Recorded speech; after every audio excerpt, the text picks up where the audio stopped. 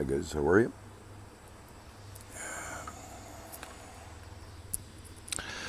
How we doing today? Okay. My tractor tire blew out, so that ended a few things for me to do. And as I was cleaning up, I was getting something prodding me. So anyway, I'm getting divine law, and so I started looking up this through the internet as far as what people are saying about divine law and any laws, regardless. Okay, give an example. Laws are of man. Of man. And the reason we know that's true is even in the heavens, you see, is even in the book describes Lucifer, Satan, however you want to, when he was in heaven, wanted to be God. And he was trying to overthrow God. But you know what's never mentioned? That he broke laws. He didn't break any laws. See, and that's how you know laws are of man. Universal laws, divine laws, laws of the universe, laws of oneness. It's always a law. Do you know what a law does? A law limits you. And they don't necessarily bring order. They limit you. Now in the divine realm, there's an understanding. There's understandings. And there's certain things that you don't do. But it's not listed as a law like man likes to throw on us. Okay, divine law is pretty much the first one that kind of came out. Okay, and this is, to be perfectly honest with you, where I first had my problems with laws. Divine law basically comes from man. In other words, the king, Pharaoh, ruler was, quote, God on earth. Okay, do you see what that, God on earth. So they made the laws. Divine laws was a birthright. Birthright. So I knew early on, anytime there is a law, it is of man. Now you could argue that the commandments are a law. Well, actually, no, it's really a covenant is what they are. They're covenants. You can break those covenants.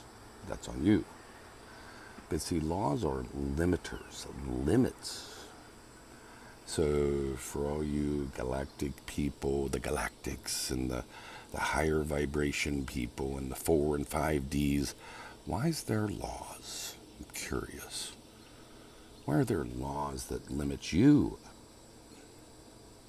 Yet you talk about no limits.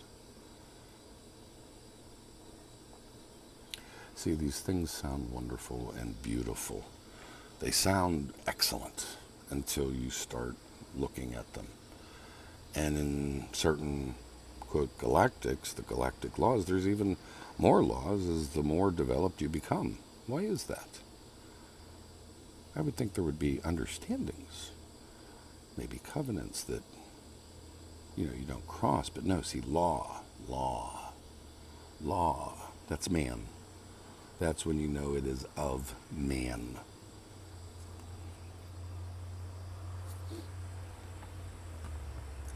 You can see some of these tarot people out there, they'll call upon, you know, Jesus, they'll use his Hebrew name, don't even get it right.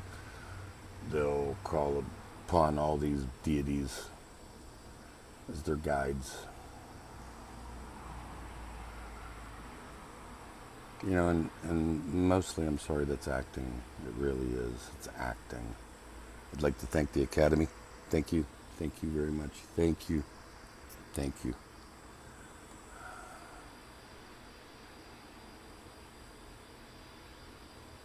I'm not saying there's bad tarot readers out there. There's some wonderfully gifted ones, and I personally know a few of them.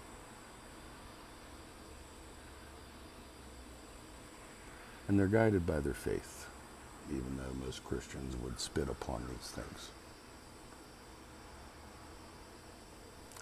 But one of the things we don't understand is the neutral spirit beyond those.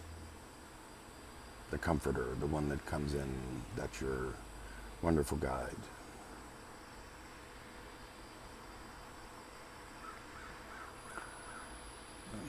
But anyway, so when you hear things mentioned like universal law, law of oneness, law of whatever, some everything, whatever's pushing David Wilcox, law of one. Oh, and he channeled Archangel Michael. 0. No signature, sorry. He just interviewed him. I'm sure it was just an interview. And you people still flock back to his thing. Now look, when I talk about you people, I don't mean necessarily everyone that's watching me. Okay, that's pertaining to the people that put these people on pedestals and think they're wonderful. And they're like, it's like the other day, Carrie Kay and Ishmael Perez, their first whatever show together. And I tried. I gave it, I think I made 3.5 minutes. I just couldn't.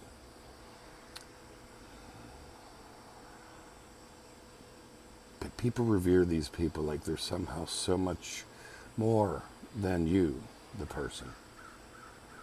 They're not. They tell a wonderful story, and they tell it well. They're very descriptive. They're very talented. I mean, I'd like to thank the Academy for this, because they're actors.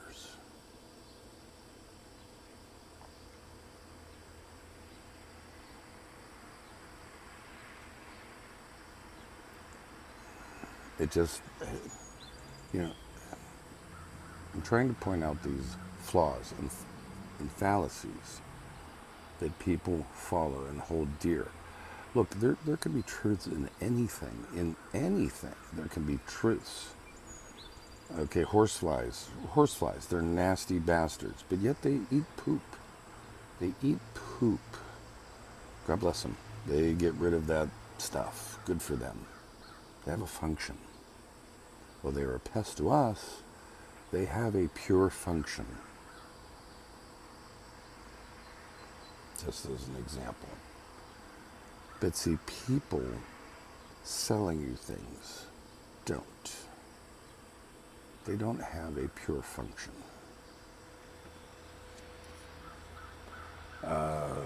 Okay. I've actually seen 3 tarot readers,